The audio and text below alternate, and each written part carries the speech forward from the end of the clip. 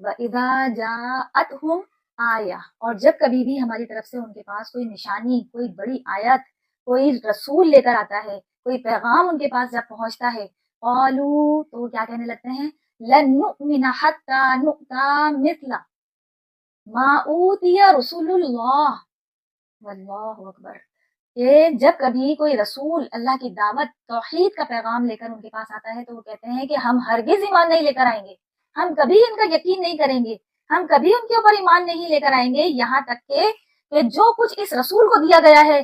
وہی کچھ ہمیں بھی مل جائے۔ بھائی رسول کو اللہ تعالیٰ نے منتخب کیا ہے، یہ اللہ تعالیٰ کی ڈیسٹنی ہے، یہ اللہ تعالیٰ کا ڈیسیجن ہے، اللہ تعالیٰ جس کو چاہے اپنے پیغمبر بنا کر مبعوث کرے، انسانوں کی خواہشات کے مطابق اللہ تعالیٰ کیا محتاجی ہے؟ اللہ کو کسی کی کوئی محتاجگی نہیں ہے، اللہ تعالیٰ اپنے بندوں میں سے جس کو چاہتا ہے نبی منتخب کر لیتا ہے، اس میں کسی کا مشورہ بھی اللہ سبحانہ و تعالیٰ کو درکار نہیں ہے۔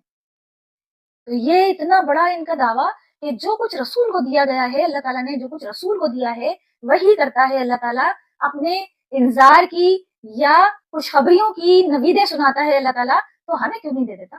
جب تک ہم پر ہی وہ سب چیزیں نازل ہونے لگیں گی، فرشتے ہمارے پاس ہی وہی لے کر آنے لگیں، ہمیں بھی وہ ساری نعمتوں سے سرفراز کیا جائے، تب ہم ایمان لے کر آئیں گے۔ اللہ اعلم حیث یجعل رسالتہ، اور اللہ تعالیٰ خوب جانتا ہے کہ اللہ تعالیٰ کو اپنے بندوں میں سے کس کو رسول منتخب کرنا ہے، یہ اللہ کے علم میں ہے، یہ عالم الغیب کا ڈیسیجن کیا ہوا فیصلہ ہے، اس کے اندر کوئی عمل دخل کرنے کا مجاز نہیں ہے۔ اللہ تعالیٰ کی کائنات کو تخلیق دینے میں بھی کوئی حصے دار نہیں ہے، اللہ تعالیٰ کی وحدانیت میں بھی کوئی ہستی شریک نہیں ہو سکتی، اللہ تعالیٰ کے فیصلے کرنے کے اعتبار سے بھی کوئی مشورہ دینے والا نہیں کھڑا ہو سکتا، اللہ تعالیٰ کو کسی کے مشورے کی ضرورت نہیں ہے۔ سَيُصِيبُ الَّذِينَ أَجْرَمُوا صَغَارٌ عِندَ اللَّهِ، اور عنقریب ان مجرمین کو، جن لوگوں نے جرم کیا ہے، یہ جو جرم کا ذکر کیا گیا ہے، ان کے لیے اللہ تعالیٰ کے قریب اللہ تعالیٰ ان کو پہنچانے والا ہے، ان کو اللہ کی طرف سے پہنچنے والا ہے، وَعَذَابٌ شَدِيدٌ، بہت سخت عذاب ان کو پہنچنے والا ہے، بِمَا كَانُوا يَمْكُرُونَ، اس مکر کے سبب جو یہ اپنی صلاحیتیں استعمال کیا کرتے تھے، جس مکر و فریب میں، جس چالاکی میں، جس مکاری میں یہ اپنی زندگی میں مشغول تھے نا، اس مشغولیت کی وجہ سے آخرت میں روز محشر اب ان کو عنقریب اس سزا کی طرف، اس جہنم کی طرف، اس سخت عذاب کی طرف گھیر لایا جائے گا۔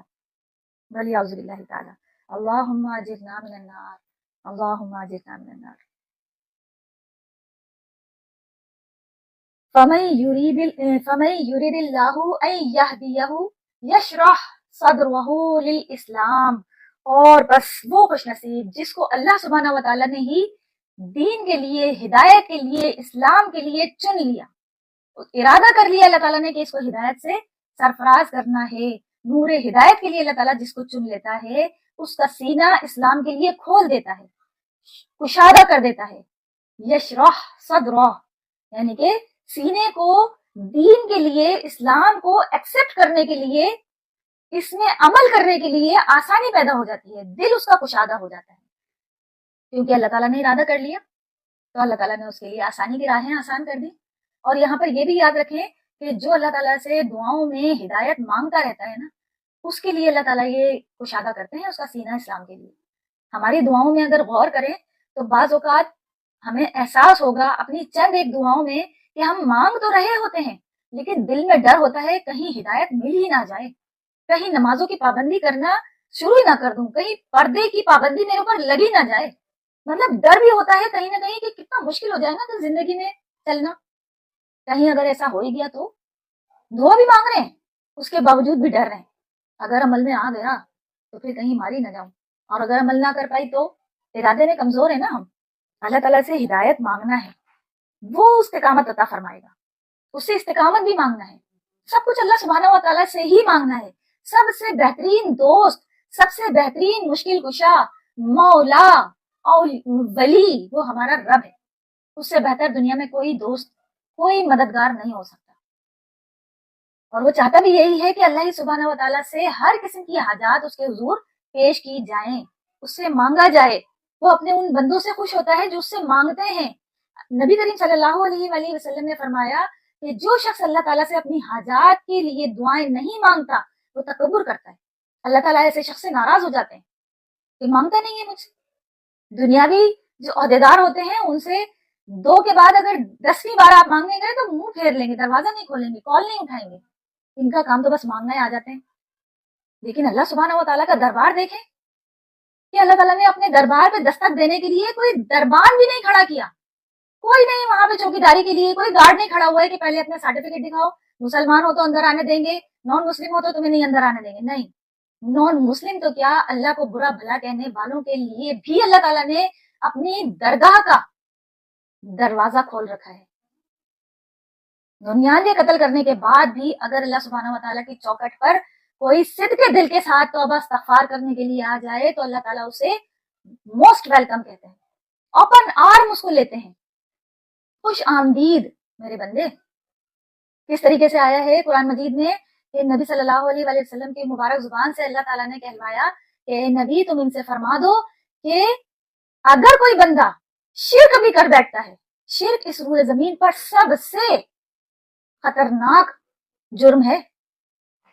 تو اللہ تعالیٰ کہہ رہا ہے لیکن شرک کر بیٹھنے کے باوجود اگر وہ زندگی میں ہی توبہ کر لے, اپنی اصلاح کر لے, تو پھر اللہ تعالیٰ اسے بخش دیں گے. نہ صرف یہ کہ بخش دیں گے بلکہ اس کے گناہوں کو نیکیوں سے بدل دیں گے. اللہ اکبر, یہ ہے میرا رب. اب آگے اللہ تعالیٰ دیکھیں, یہ تو سینہ کھول دیا جس کے لیے اللہ تعالیٰ نے چاہا, اور آگے بھی بتا رہے ہیں وَمَن يُرِدْ أَن يُضِلَّهُ يَجْعَلْ صَدْرَهُ ضَيِّقًا حَرَجًا, اور جس کے لیے اللہ تعالیٰ ارادہ کرتے ہیں گمراہی کا, یعنی کہ جس نے خود ہی اپنے لیے ہدایت کے دروازے بند کر دیے, جس نے ہدایت کو بیچ کر گمراہی خرید لی, تو پھر اللہ تعالیٰ اس کا سینہ تنگ کر دیتے ہیں اسلام کے لیے. کیسا تنگ کر دیتے ہیں؟ حرجہ ایسا تنگ ہو جاتا ہے کأنما یصعد فی السماء, کہ ایسا اس کا سینہ تنگ ہو رہا ہوتا ہے کہ لگتا ہے اس کو کہ میں آسمان کے اوپر چڑھائی پر چڑھنے لگا ہوں. اتنا اس کو مشکل ہونے لگتی ہے چڑھائی, بلندی پر چڑھنا مشکل ہوتا ہے, اور ایسی ناپسندیدہ منزل کی طرف چڑھنا کہ چڑھتے ہوئے اس کی سانس بھی پھولنے لگے, اس کا دم بھی گھٹنے لگے, ہر ایک چیز میں اسے قباحت محسوس ہو رہی ہے, ہر چیز اس کو تنگ کر رہی ہے, پریشان ہو رہا ہے وہ, ہر چیز میں اس کو الجھن محسوس ہو رہی ہے. كَذَلِكَ يَجْعَلُ اللَّهُ الرِّجْسَ عَلَى الَّذِينَ لَا يُؤْمِنُونَ. بس اسی طریقے سے ہم نے ان کے اندر گندگی ڈال دی ہے, اور وہ اس گندگی کے سبب ایمان نہیں قبول کرنے والے, ماننے والے نہیں ہیں, وہ لوگ یقین نہیں لاتے, اسلام قبول نہیں کرتے, حق کو تسلیم نہیں کرتے. یہ اصل معاملہ یوں کر کے ہے کہ جو انسان, اب یہ بات جو اللہ تعالیٰ نے بتائی ہے یہ کس کے لیے بتائی ہے؟ جو توحید سے نفرت کرنے والے ہیں. قرآن مجید میں تو یہاں تک اللہ سبحانہ و تعالیٰ نے ذکر کیا ہے کہ توحید سے جو نفرت کرنے والے ہیں ان کا حال کیا ہے, کہ اے مسلمانوں قریب ہے یہ کفار تم پر جھپٹ پڑے جب تم ان کو اللہ کی آیات پڑھ کر سناتے ہو.